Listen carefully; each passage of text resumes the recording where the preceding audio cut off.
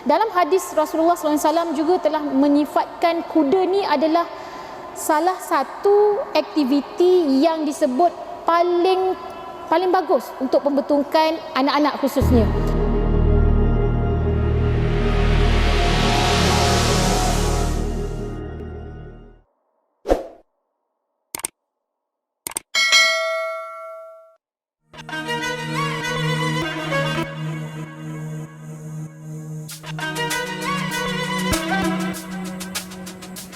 Kalau kita katakan budaya berkuda kepada orang Melayu, sebenarnya sejarah kuda dan warisan Melayu ni sebenarnya tak dapat dipisahkan. Okey. Banyak coretan-coretan sejarah yang mengisahkan tentang penglibatan kuda, dan kalau kita sendiri secara rajinnya, kalau kita rajin, kita boleh cari search tentang kedatangan Laksmana Cheng Ho. Okey, Laksmana Cheng Ho yang bertapak ke Melaka, boleh tengok sejarah dia, boleh pergi ke museumnya. Beliau telah membawa 7 kapal dan ada satu kapal yang melibatkan kapal yang membawa kuda. Okey, jadi itu dalam sejarah. Okey, saya bukan orang yang layak untuk kupas tentang sejarah.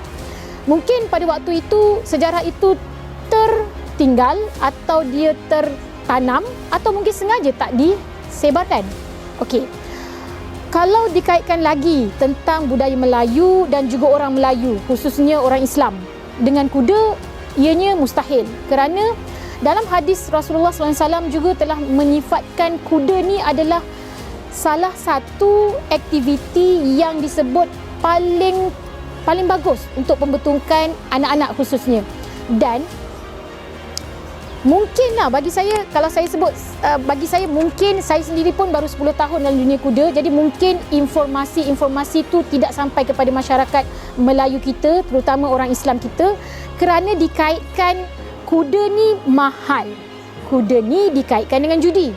Jadi persoalan tu betul atau tidak? Memang betul. Pada 126 tahun yang lalu, industri kuda di Malaysia adalah dalam bidang racing. Jadi memang mustahil lah dan memang tak boleh lah kita sebagai orang Islam untuk terlibat dengan racing, kerana ianya telah disebut sebagai perkara yang haram, kan, tentang kuda. Dan pada tahun 1984 melalui Tun Mahathir, kuda diberikan seekor atau beberapa ekor kuda diberikan oleh Presiden Pakistan pada waktu itu, dan Tun Mahathir sendiri telah meletakkan kuda dalam bidang pertahanan, iaitu wujudnya bidang dipanggil unit berkuda. Jadi kalau kita semak satu persatu, sebenarnya dah ada di Malaysia ni, cuma dikaitkan dengan aktiviti yang kita sebut sebagai rekreasi tu mungkin kurang. Kurangnya kenapa? Mungkin dari sudut harga, atau mungkin maklumat yang ada pada waktu itu hanyalah bersifat personal. Maknanya yang bela kuda tu, kan, dia bela untuk diri dia atau untuk anak-anak dia atau keturunan-keturunannya. Sehinggalah pada tahun sekitar 2000, awal tahun 2000, kuda ni mula ada di pusat-pusat rekreasi, macam contoh kuda tepi pantai, ya, macam kuda yang berada di ruang-ruang karnival macam tu. Jadi kuda dah mula didekati oleh masyarakat umum, tetapi terikat dengan satu sistem kepercayaan, iaitu kuda itu bahaya. Kuda itu mahal harganya. Kuda itu suka menendang. So perkataan-perkataan yang negatif ataupun sangkaan-sangkaan negatif inilah yang telah terpasak dalam minda orang Melayu, khususnya masyarakat Islam di Malaysia. Alhamdulillah, saya sendiri terlibat di dalam pengucapan ataupun menyampaikan maklumat tentang kuda pada tahun 2029 hari itu dalam sebuah forum industri. Kita mengkaji sebenarnya tentang minat perkembangan daripada kalangan masyarakat Islam terhadap aktiviti kuda. Ternyata setiap individu tu semua merasai macam, kuda seronoknya. Kalau kuda, saya nak cuba. Tapi kat mana, berapa harganya, boleh ke? Jadi banyak yang saya lihat, secara peribadi yang saya lihat adalah kerana kurangnya maklumat yang disampaikan oleh pihak-pihak berwajib. Pada saya, kesimpulannya memang betul. Jawab soalan tadi, memang betul kurang disebabkan maklumat. Maklumat tak disampaikan, malah sampai pula maklumat tu maklumat yang agak memfitnah aktiviti sukan sunnah tu sendiri.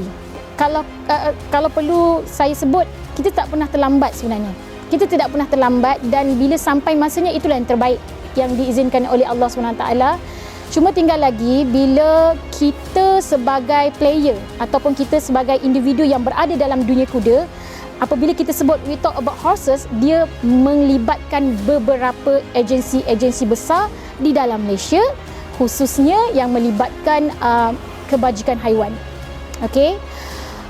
Saya tidak nafikan sekarang ni, dan statistik yang kami terima, dan saya sendiri yang membuat kajian dan saya sendiri pergi turun ke kandang-kandang kuda, ramai yang mengatakan sedemikian rupa, iaitu tentang kebangkitan kali kedua, tentang yang menanti hari-hari 2004 mungkin, ya. Saya bukan orang yang layak untuk bercakap perkara ni yes or no, tetapi saya berperanan, bagi saya adalah memastikan apa yang kita lakukan ini terpateri di dalam menyelusuri sejarah yang pasti akan berulang.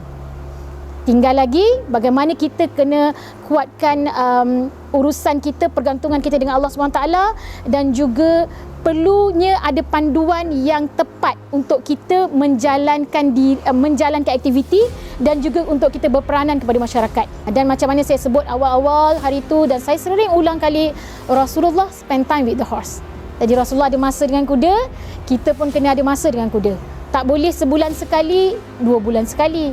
Tapi janganlah sampai kita tak pernah kenal kuda, kita sampai tak pernah kenal seekor haiwan yang berperanan dalam penyebaran Islam.